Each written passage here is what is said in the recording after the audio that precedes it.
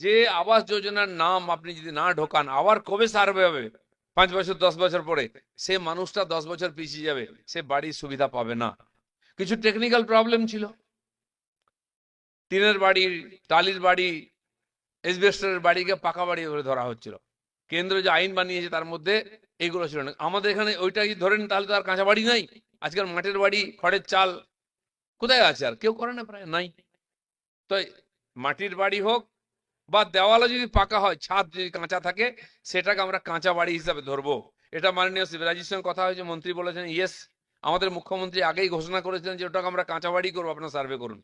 সেজন্য যারা সার্ভে করতে গিয়ে ভাবছে কি করব, কিচ্ছু ভাবা দরকার নেই। তার ছাদ নাই, পাকা ছাদ, তো এটা কাঁচা বাড়ি ধরতে হবে, তাকে আমরা সুবিধা দেবো, জেনে রাখুন।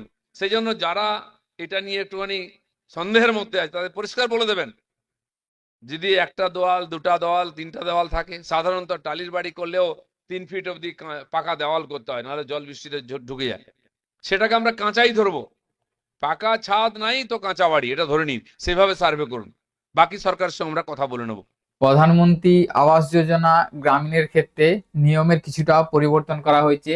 তো আপনারা মাননীয় পঞ্চায়েত মন্ত্রীর বক্তব্য শুনলেন, সেখানে পরিষ্কার বলা হলো যে আগে প্রধানমন্ত্রী আবাস যোজনা গ্রামীণের বাড়ি পাওয়ার জন্য কাঁচা বাড়ি থাকতে হতো, অর্থাৎ মাটির খড় বা টিন বা এসবেস্টারের ছাউনি হলে প্রধানমন্ত্রী আবাস যোজনা গ্রামীণে বাড়ি পাওয়া সে যোগ্য হবে এবং তার বাড়িতে সার্ভে হতো। কিন্তু বর্তমানে পঞ্চায়েত মন্ত্রী তিনি ঘোষণা করেছেন যে যাদের দেওয়াল পাকা অথবা দেওয়াল ইটের হবে এবং বাড়ি কংক্রিটের ছাদ না থাকলে সেই সমস্ত বাড়ি আবাস যোজনা বা আবাস প্লাস বাড়ির যোগ্য হবে। অর্থাৎ যে সমস্ত বাড়িতে ইটের দেওয়াল থাকবে বা ইটের গাঁথনি থাকবে কিন্তু ছাদ যদি কংক্রিটের না হয়ে থাকে, সেক্ষেত্রে টিন বা এসবেস্টার বা খড় বা অন্যান্য কিছু ছাদ হয়ে থাকে, তাহলে সেই সমস্ত বাড়ি প্রধানমন্ত্রী আবাস যোজনা গ্রামীণ প্রকল্পের আওতাতে আসবে এবং তাদের সার্ভে হওয়ার পর, তারা যোগ্য হওয়ার পর তাদের বাড়ি সুবিধা পাবে।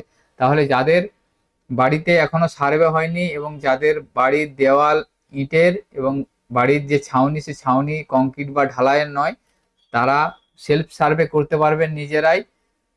আওয়াজ প্লাস 2024 যে অ্যাপ্লিকেশন, সেই অ্যাপ্লিকেশনের মাধ্যমে নিজেরাই সহজেই সেলফ সার্ভে করে নেবেন। কিভাবে সেলফ সার্ভে করবেন সেটা নিয়ে অলরেডি আমাদের ভিডিও দেওয়া আছে, তো আপনারা সেখান থেকে দেখে নিতে পারবেন। সম্পূর্ণ প্রসেস স্টেপ বাই স্টেপ দেখানো আছে, কোন অ্যাপ্লিকেশন ডাউনলোড করতে হবে এবং কিভাবে করতে হবে।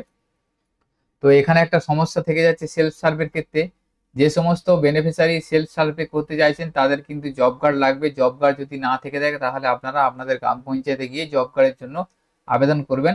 আর জব কার্ড ছাড়া আপনারা সেলফ সার্ভেটা করতে পারবেন না। যদি আপনাদের জব কার্ড না থেকে থাকে, সেক্ষেত্রে আপনারা সার্ভেয়ার থেকে সার্ভে করতে হবে, অর্থাৎ আপনাদের গ্রাম পঞ্চায়েতে গিয়ে জানাবেন যে আপনার বাড়ি এই অবস্থা। সেক্ষেত্রে আপনার আবাস প্লাস বা আবাস যোজনা গ্রামীণ বাড়ি পাওয়ার জন্য আপনার বাড়িতে সার্ভে করার প্রয়োজন। সেই জন্য আপনি পঞ্চায়েত অফিসে গিয়ে সার্ভেয়ার যিনি আছে তাকে জানাবেন। জানানোর পর সেই সার্ভেয়ার গিয়ে তাদের লগ ইন থেকে আপনার বাড়িতে যদি সার্ভে করে, সেক্ষেত্রে জব কার্ডের প্রয়োজন হবে না। জব কার্ড ছাড়াই সার্ভেয়ার লগ ইন থেকে সার্ভে হয়ে যাবে।